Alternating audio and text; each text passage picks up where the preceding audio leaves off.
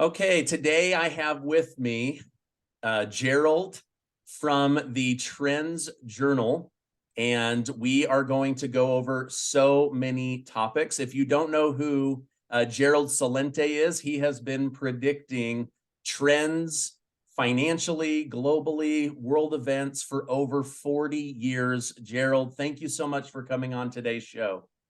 Oh, Stephen, thank you so much for having me on. Okay, I've got a full show, so I'm gonna just skip the pleasantries and jump right in because I want to hear your brilliant mind help my viewers understand what is going on with this administration, what's going on with the war, what's going on with the world events. So let's go ahead and jump right in. Just on a high level, this is what I want to cover, and then we'll go into each of them. I want to talk about central bank digital currency. I want to talk about Biden most likely ordering an act of war without Congress's permission when he blew up the Nord Stream pipeline. I want to talk about why General Milley would say that Russia has lost the war when all of the intelligence that you and I have access to say just the opposite. I want to talk about gold and gas, and then I want to talk about this incredible event happening in the next 2 days with Rage Against the War Machine. So I know that's a lot to go over, but let's go ahead and jump in. Oh, one thing I wanted to say is I've been loving reading your Trends Journal. It has like the perfect balance of truth and facts and like sarcasm and snarkiness. And I love it. You strike a perfect balance. So thank you and your team for all of the effort that you give in writing that. We are all blessed by the information that you share. So thank you for that. Thank you. Okay, first question. Why would Biden's Joint Chief of Staff, General Mark Milley, go on national television and tell the American people that Russia has lost the Russia-Ukraine war? It makes no sense to me. This is the mealy, mily mouth. And when you look at this guy, you say, who'd believe a guy like this? The shape that he's in, the eyes, and he's still wearing his little medals like he's in the Boy Scouts, you know. I'm a general, you know, take it easy, Jack. He's a member of the war machine. And they're saying this so that people think that Russia can be defeated so they could keep sending the weapons of death to keep bloodying the killing fields in Ukraine.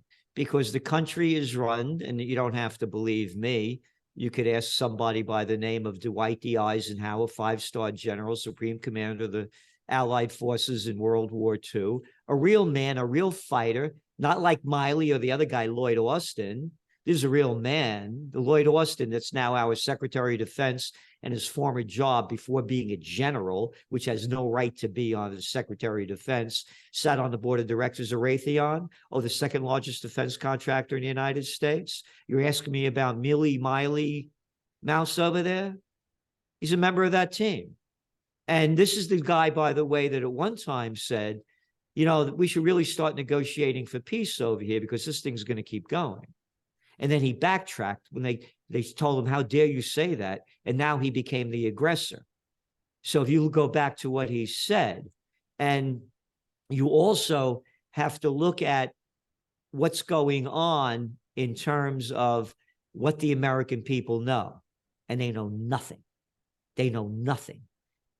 And so they could keep selling the propaganda to keep pumping the war machine. Oh, by the way, Victoria Nuland, another undersecretary of state, the one that was in Maidan Square in Ukraine back in 2014, handing out cookies and candy and all of that as the revolution that the United States, and she's caught on the phone with Jeffrey Pyatt, the former United States ambassador to UN, saying F you to the EU, but she didn't use FU, she actually used the word.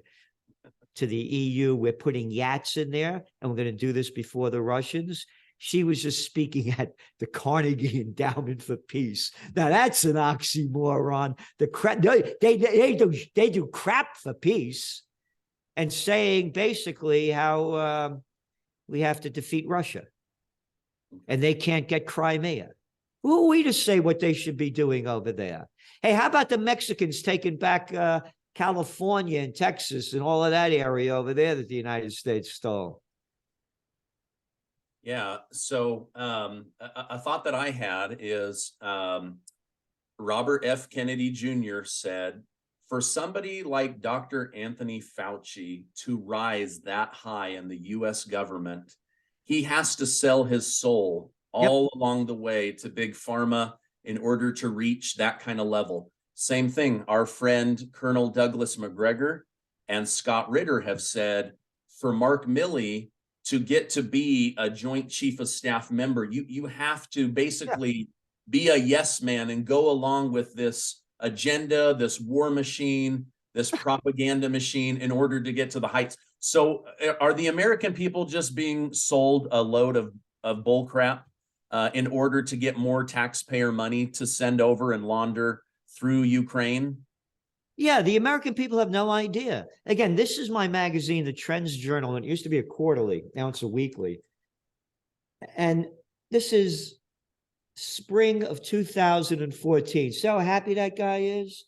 It's the United States overthrow of the democratically elected government of Viktor Yanukovych. The article was written by Dr. Paul Craig Roberts, former Assistant Treasury Secretary under Ronald Reagan. It's right. People have no idea about this. They have no idea about, Washington is driving the world to the final war. World hegemony is not a right America has earned. I'm going to read you a quick part. Washington concluded that Russia needed to be confronted with or distracted by problems that would leave Russian government less confident or able to counter Washington's aggression elsewhere. Ukraine presented the perfect opportunity for Washington to advance its hegemonic agenda. In a speech at the National Press Club last December, so this would be December 2013, Assistant Secretary of State Victoria Nuland, who I just talked about, boasted that Washington had invested $5 billion in non-governmental organizations, NGOs, in Ukraine. The purpose of NGOs, she said, is, quote, to teach democracy. Oh, yeah. All right. And look at the cover over here. The artist, the Obama with the cannon, the Nobel Peace of Crap Prize winner that brought us this. So it's one big club and you ain't in it, as George Carlin said. And this is a murderous criminal club. You know, Biden says he's a practicing Catholic. What a bunch of crap that is. Oh, I'm a warrior for the Prince of Peace. The Prince of Peace doesn't approve war. All you Christians out there, all you people that believe in a God, what God believes in sending weapons of death to kill people that you have no business being involved in because you're the people that have made it happen? Where are all the religions? How come they're not at the rallies? How come they're not? Where they got lockjaw? Yeah, I think they must. Because I mean, it definitely goes against Judeo-Christian belief of murder and going to war outside of just defending yourself and your tribe. Yep. Yeah. And I had my own school for many years. I used to teach close combat, and I'm a black belt in it. I attack the attacker. Nobody's attacking us. There's no threats against us. There's no reason to fight. Somebody's walking down the street and I don't like the way they look. I know you don't attack them. You only attack the attacker. And no one's attacking us. No one's threatened us. But we threaten them. We are the attackers. The United States and NATO are the attackers. And so they're going to attack the attacker. No, that's really good insight. Let's talk about an attack where more information has come out since you and I spoke again about 4 weeks ago. Independent journalist Seymour Hersh has put forward a very compelling story based on people that he doesn't want to reveal their identities. his sources, but they're saying, listen, this is what we know, that President Biden secretly ordered bombs be placed months in advance on the Nord Stream pipeline, and then down the road, they would detonate that. So now we have an act of war against Putin, an act of betrayal against our NATO allies in Germany. And thank goodness they had a lighter winter. But also, the article talks about how he purposely used a group that would not have to report to Congress, who gives a president permission to do acts of war or declare war. Are you following this story? And what are your thoughts on the Nord Stream pipeline explosion? Well, when you go back to when it happened, well, the cover of our Trends Journal magazine was a balloon, and pop goes the weasel. You know, we made fun of it from the beginning. And just so you know, the Trends Journal spoke with Seymour Hersh yesterday. Oh, wow. Our executive editor. And he told us that there's been zero interest in reporting this in the mainstream media. He said zero. Washington Post, New York Times, CNN, nothing. He said Tucker Carlson reached out to him, but that was it, and only did a couple of minutes with it. And so also very interesting, he said that I talked about Lloyd Austin, and his last job was sitting on the board of directors of Raytheon. And Hersh said that the sonar that was used, SONAR, to detonate the bombs attached to the pipeline, guess who they were made by? Raytheon. So we're setting up an interview with him. So yeah, the United States, as Judge Napolitano said, they're at war with Russia because they just blew up their pipeline. And this is very important because we follow this as it goes on. Sweden did a big study on this and who blew up the pipeline. And they're the ones who came out that said it was a sabotage and it was detonated, but they refused to provide additional information. I'm going back to a number of months ago. They refused to provide more information. And Seymour Hersh has now provided that information. Yeah, it's amazing to me. Is the mainstream media covering for Joe Biden, or are they saying, if we cover this story, we will pull the world into World War III? There's no way that this is not an act of war. There's no way that this is not a betrayal of Germany. Even if Germany gave Biden the green light, that's betrayal of German citizens. Like, I just cannot figure out why they don't want to cover this, except for, as you say, it's a big club that you and I are not members of. They're prostitutes. They're media whores that get paid to put out by their corporate pimps and their government whoremasters. Look how they all sold the lies of the Iraq war, the Afghan war. They had CNBC the other day had this Cotton guy, a senator, saying why it's a threat to us, why Russia's a threat to us. Oh, a former military guy. How come they don't have anybody on talking about they're not a threat to us? How come they don't have Seymour Hersh on? How come they don't have me on? I used to be on CNBC all the time. I used to be on Oprah. I used to be on the Today Show. I used to be on Good Morning America. I used to be on CBS. I used to be on Fox loads of times. They don't have me on anymore because I won't swallow the crap that these gutless little boys and girls do. Look who owns the media. 5 companies control what? Over 90% of it? Look at the ads they run. Take this drug, take that drug, take this drug. Oh, and then they have the kids on a ferry having a good time. Oh, and by the way, the side effects of this drug, it'll kill you in about 15 different ways, but have a good time. That's the media. Sells fear and hysteria.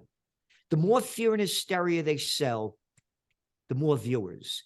And if you don't believe me, how about that little arrogant guy that used to be ahead of the Cartoon News Network, Jeff Zucker? Yeah, put a F in that. That guy wrote about it in the Trends Journal. in February of 2020, when they're ramping up the COVID war, he tells his staff to stay on this. The audience numbers are going up. Quoted in the Wall Street Journal. That's who they are. Hey, remember the New York Times selling that Saddam Hussein had to bringing in those aluminum tubes from Niger? Proof. One after another. You look at fair and accuracy reporting. The numbers are there of how many people were on that were opposed to the war during the Iraq war. Hardly anybody. Yeah.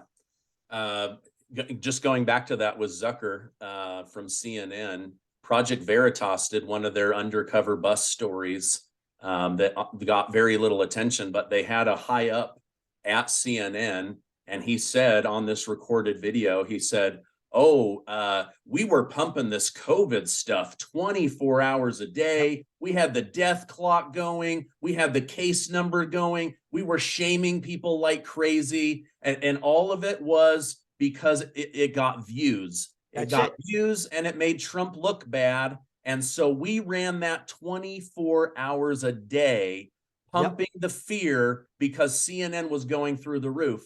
And now people's eyes are open and boom, they're losing 90% of their viewers. Yeah. So you asked me, they're going to keep selling the hatred of war. They're prostitutes. Yeah. Okay. Let's move on to some other prostitutes here. The Federal Reserve, central banks around the world. There's a lot of talk about later this year implementing a central, a digital bank currency similar to like a Bitcoin or an Ethereum that's controlled by the Federal Reserve, which has caused most of the world's financial problems over the decades. Is this real? Is this something that people should be afraid of? Absolutely. It was the cover of our Trends Journal magazine going back to, I think it was March of 2020. From dirty cash to digital trash. Of course they're going to do it. What's the United States? Over almost $32 trillion in debt. It's going to go up another like 19 trillion in the next, number of years coming by. I think the next 10 years. Oh, and interest rates are going up. And you got to pay more on that debt now because the interest rates have gone up. Stephen, I just heard that the Russians hacked into our banking system. Don't worry, folks. We're coming out with a new currency. They're going to come out with a digital currency. They're going to come up with an excuse to do it. And they're going to do it so they're going to reformulate the money that they owe. They're not going to ever pay it back. And when they go to a digital currency, they know every penny that you spent, what you spent it on, when and where.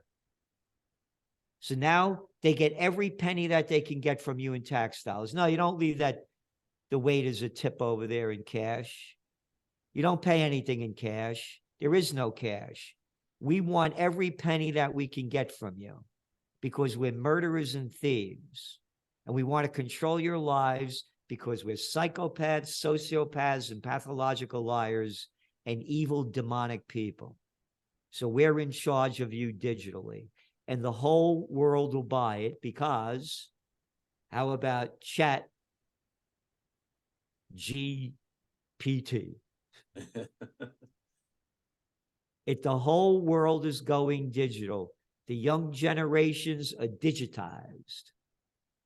I took out the domain name a couple of years ago, high-tech heroin. Yeah, it really is. I mean, look at, they know for a fact that TikTok is spying on American citizens, and yet everyone I know has their face buried in TikTok.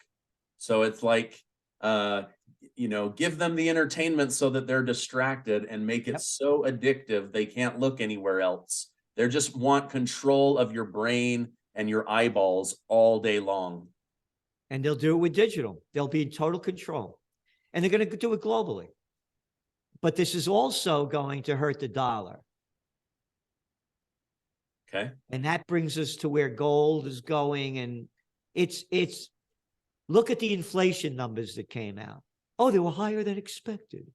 They lied for how long? It was temporary, transitory. The more they raise interest rates, the deeper the economy goes down. Yeah, gold will go down temporarily because the dollar is artificially strong.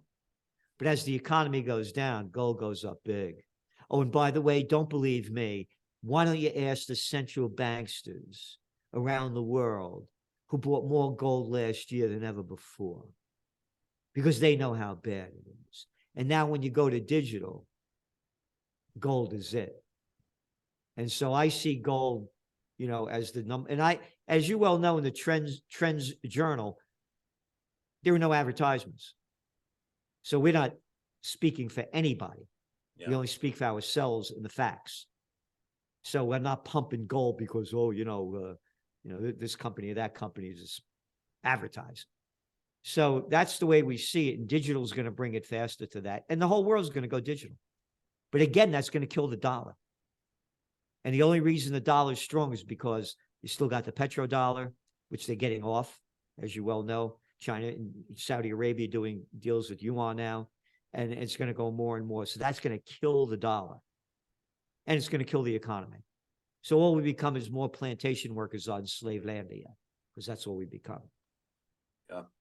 So just to clarify, do you think this sudden interest and sudden rush for central banks all around the globe buying gold, is that because they know the true inflation numbers? Is that because they know the US dollar is dying and so they're basically replacing it with a physical asset before that balloon inflates, to the point where they can't deny it anymore? Like what is the real reason behind hoarding the gold?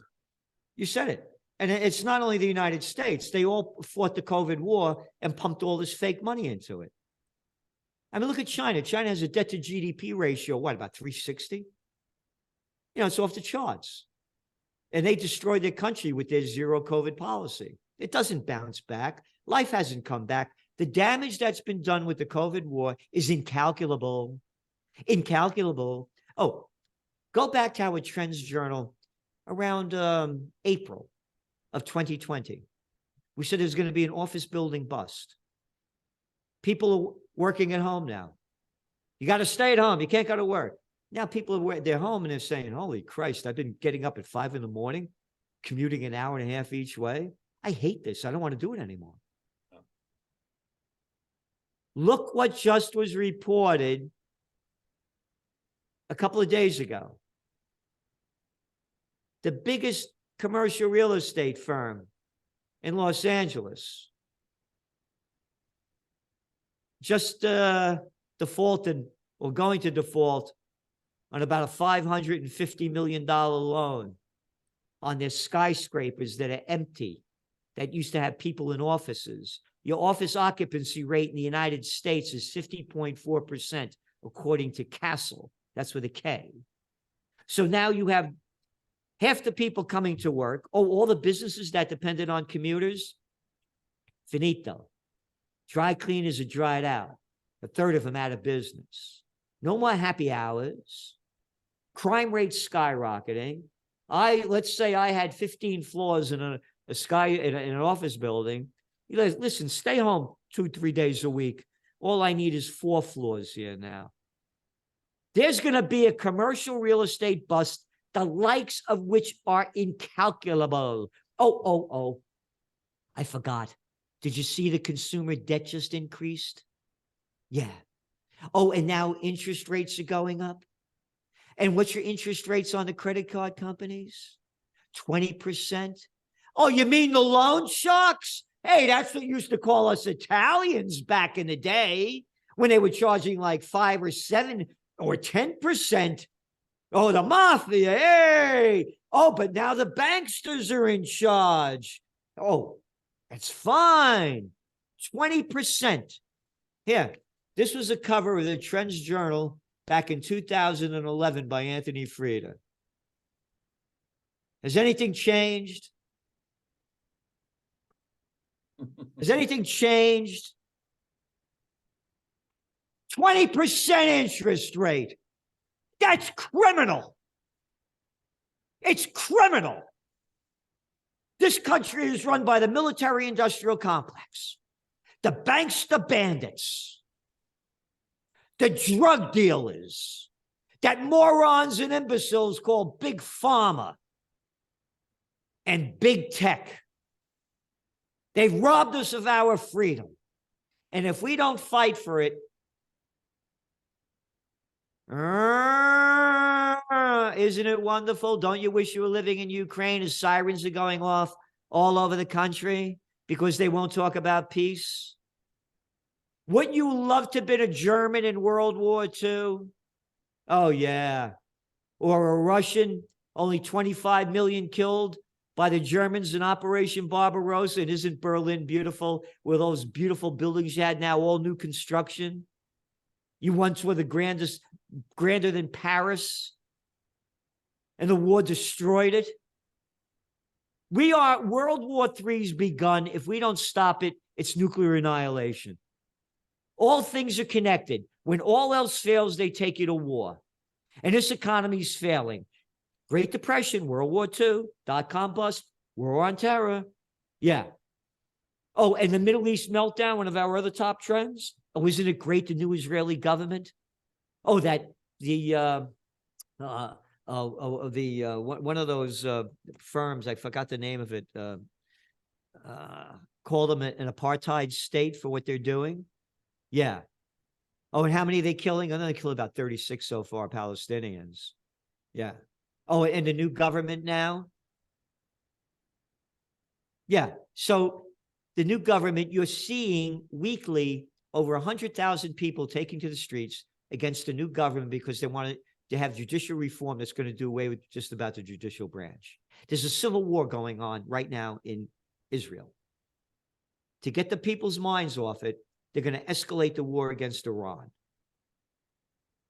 Okay. Again, when all else fails, they take you to war. People forget the dot-com bust before 9/11. They forgot all about that. 88% of the people were stupid enough to swallow the crap spewing out of a little daddy's boy with a pair of cojones smaller than a mothball, a little moronic, freaky little piece of scum, George W. Bush. 88%. We're going to get that guy Osama bin Laden dead or alive. Wow. So if we don't stop it, it's finished. This country's going down right in front of our eyes, in front of everybody. Oh, do you like the Grammys? Oh, how about the halftime show at the Super Bowl? Look at the freak show. Look at the freak show. Look at the freaks in charge. Hey, you like Mitch McConnell? Now, there's a real man for you. How about Chucky Schumer?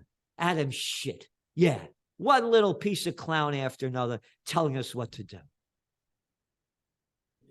Yeah, it's, I have conversations off camera with friends, in their 40s and 50s, and I share some of the stories that you and I are concerned about. And it's like they don't read. It's like I'm shocked that they're like, I've never heard of any of this. Are you sure? Like this sounds made up. And I'm like, that's the crazy part. This could be a movie. That's how diabolical it is. Stop with that, what you just said. This could be a movie. That's how diabolical it is.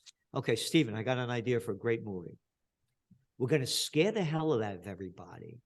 We're going to tell them that there's this new virus, and they're all going to die from it, so they better go hide in their home. And the first thing they're going to do, Stephen, is they're going to run to the supermarket and buy toilet paper. You can't make this crap up. Yeah. The first thing that people did was run out and buy toilet paper, which shows you what a bunch of crap heads they are. But there's no other way to clean yourself. Oh no, I think the Mesopotamians, I think, came up with toilet paper. And the Neanderthals were using toilet paper too. Scott. I mean, it's a movie, and that's all they're doing. Going back to that arrogant little boy, Zucker. And I'd call it to his face, a little nothing of a clown boy, a little sellout, may you rot in hell for what you've done. And the people buy it. Yeah, but do you think on a subconscious level, and now that we've come out of the cloud, people knew it was crap, and that's why they were buying toilet paper? Like they were like, man, this feels like crap. I got to clean it up, but then they didn't know how. And then the government just put the pressure and the mandates and the fear of God. It wasn't even the fear of God. It was the fear of lack of government. Oh, big brother won't watch over me. I need a king. I need somebody to control my life. It is. It's like we all lived through. It's a movie. You said it. You said it's a diabolical movie. You just that was the opening of the COVID war movie.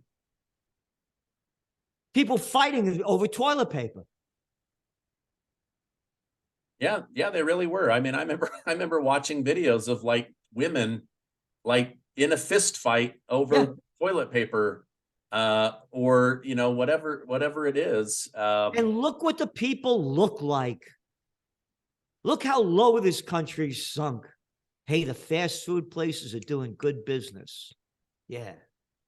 Oh, well, poor people can't afford to eat anything else. That's a lot of crap. I could make risotto. I could feed 5 people for maybe $12 at the highest level risotto. What are you talking about? Oh, we don't know how to cook. What do you know how to learn how to cook? What are you kidding me? Look at the fast food. Look at what this country's gone down to. I go out to restaurants, find places, guys my age wearing baseball caps and dressed like crap. And the young people having them on backwards. What are you going to put a catcher's mask on? No style, no grace. The country's going down at all the different levels. Again, all you had to do was watch the Grammys and the halftime of the football show. Oh, and what they did with that guy, Tillman, whatever, the guy that got shot. What a disgusting thing. How they ruined that guy's life and he swallowed the crap, and how they try to sell the war by putting that shirt out there at the Super Bowl. That shows you the war machine mentality, who's in charge. Oh, the jets flying over, isn't that nice? Oh, but women were flying. Well, if only women were in charge. I'm tired of that one crap too. How about Hillary Clinton? Yeah, how about Samantha Power, Susan Rice, Condoleezza Rice, all the war salespeople? Margaret Thatcher, I forgot about her. Oh, Indira Gandhi. Well, what a bunch. Good and bad comes in every race, creed, and color. I'm tired of it. Yeah. Okay, one last question, and then I want to hear about the rage against the war machine going on this weekend. There's also talk about not having bank bailouts like we saw during the Great Recession, but bank bail-ins where they confiscate people's money. Is this a real possibility, or Absolutely. Is this fear-mongering? Okay. No. Is it a real possibility? Turn in all your gold. I'm the president of the United States. I'm FDR. I'm from the Roosevelt clan. Don't you know who I am? Turn in your gold, you go to jail.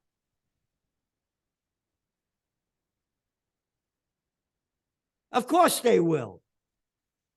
They're murderers and thieves. Again, once upon a time, as the story goes, there was a person by the name of Jesus Christ. He drives the money changers out of the temple. 3 days later, whoop, up on the cross. $29 trillion. $29 trillion the Federal Reserve pumped into the banksters from 2007 and 2008, 2010 to bail them out. That's not my number. That's from the Levy Institute at Bard College. Well, they steal our money. Oh, and again, you got to go back and look at how this keeps happening. A real piece of slime that people look up to, a little peanut farmer with probably a pair of cojones that size too. Little Jimmy Carter. He's the one that did away with our usury laws. He allowed the city banks and all the other bandits to charge all these high interest rates. He's the guy that allowed interstate banking. Before that, the banks were not allowed to leave their state. So you're going about the bail-in. As it goes down, the bigs just become bigger. They just become bigger. They own more and tell us what to do. Don't believe me? Watch Davos. And when you look at the demonic, evil people running the show, our great illustrator, Anthony Frieda, who does the covers of our magazine, if I said, listen, I want you to create this guy, Klaus Schwab, and I want you to make this the most evil, ugly character you could make it, he could never compare to the real Klaus Schwab. The evilness. Look at the faces of the rich. You could give, Soros could keep his billions, man. I wouldn't want to look like him for $1 trillion. I wouldn't want to be a little gutless, ballless little Gates. An arrogant Bezos. Wouldn't want to be any of them. And they want everything that we have. And they'll do it, and they'll rob us of everything if we don't unite for what this country was founded upon. Life, liberty, and the pursuit of happiness. Pursuit of happiness is a dirty word now, by the way. No happiness allowed. Yeah, I heard even Vice President Kamala Harris, when quoting that exact line, she removed life. I don't know if that's abortion related or just not, that there's no sanctity for life anymore. Again, Kamala Harris. How about Minnie Mouse? How about a nothing? A nothing. A nothing. And a nothing before her. A Pence. One little clown after another. Look at the little jerks. Oh, Nikki Haley's running for. Oh, yeah, great. You're going to go real far. Hey, what the hell have you done? You arrogant nothing. Arrogant nothings. Again, I was the assistant to the Secretary of the New York State Senate. I was on the other side. At 26 years old. The worst job I've had in my life. When I quit, no one would believe it. I said, I'm not going to do this. To watch grown men grovel to suck their way up to the top. A little bunch of nobodies. As we'd say in the Bronx, you call these guys out man to man, they wouldn't know whether to piss or shit. Go down like that. Don't talk to me like that. You don't talk to me like that. I'm your congressman. Screw you. Who do you think you're talking to? Now, you don't talk to me like that. And that's what they meant. There once upon a time, there was this person by the name of St. Thomas Aquinas. People could look this up. St. Thomas Aquinas said, not exact words, but if you are not angry when it's morally just to be angry, you are immoral. If you are not angry when it's morally just to be angry, you are immoral. I'm angry. I'm angry. I don't like murder, and I don't like thievery. This is why you're speaking this weekend. So let's talk about this so people can be aware. What is this Rage Against the War Machine? And how can people tune in or support it? Well, the reason they have me there is I launched Occupy Peace back in 2014 when the Nobel Peace of Crap Prize winner Barack Obama was president. Quoted in the book Double Down, I'm really good at killing people. That guy Gaddafi has to go. We're going to destroy Libya, the richest country in Africa. We want that oil. I mean, I want that guy Assad out of there because we want that oil. So I launched Occupy Peace. So they have me down there speaking because of, I've been on this a long time. And I had a big rally this past July up here in Kingston, New York, on the most historic four corners in America. And I own 3 of the buildings, pre-Revolutionary War stone buildings where the seeds of democracy was sown. And so I'm fighting for peace because I'm a trend forecaster. And I see the future. And the future will be hell on earth if we don't stop this. So there's going to be this Sunday, at the Lincoln Memorial. Okay. And I'll be one of the speakers along with Tulsi Gabbard, Jimmy Dore, Ron Paul, and others. And it begins at 12:30. It'll be streaming, of course, but go to rageagainstwar.com, rageagainstwar.com for all the information. And I'm honored to be there and honored to do this. I will fight to my death for life, liberty, and the pursuit of happiness. I'm only me because I'm a Napolitano, born in the Bronx, born to be free. If I was born in Altavilla Appina or Vica Quenz in Italy, I wouldn't be me. I'm me because I was American, born to be free. And it breaks my heart to see what these criminals have done to this country. Look what happened over there in Ohio with that train derailment and what they did to the people. A third world infrastructure we have. A third world infrastructure as they kill millions and spend countless trillions of our dollars when this money should be going into America. So that's why I'm doing this, because if we don't fight for freedom, we're going to die in war. And one more thing. People say to me, I got an email from a good friend, Gerald, I hope a load of people turn up. He said, well, people don't listen. I wrote back, I said, yeah, people don't listen. I said, but how about the people that do listen? How about the people that do know? What are you doing? What are you doing? You know what's going on. What are you doing? End of story. Are you donating? Are you fighting for peace? What are you doing? What are you doing? So anybody who wants to donate to Occupy Peace, go to occupypeace.com or Rage Against War. Help them. Help anybody you can. But if you're not going to do anything, it's over. As I bought these 3 buildings when I came back from Berlin, and I said to myself, why didn't the people stop this before it was destroyed? Where were the people? You're losing. You're losing. I'm a fighter. But if, hey, man, a couple of guys come in here with the guns. Oh, yeah, take it easy, man. What do you want? How do we solve this? I'm not going to fight. You're losing. Where were the people in Berlin? Where were the Germans to stop the total destruction of their country? Every German that I know, people my age and older, I asked them, hey, what did your father say about it? They wouldn't talk about it. They were so ashamed. They were so ashamed of what happened. And now Putin said, oh, Germany's at war against us again, supplying ammunition, tanks, weaponry, intelligence. They're at war again. And again, Hitler only killed 25 million Russians in Operation Barbarossa.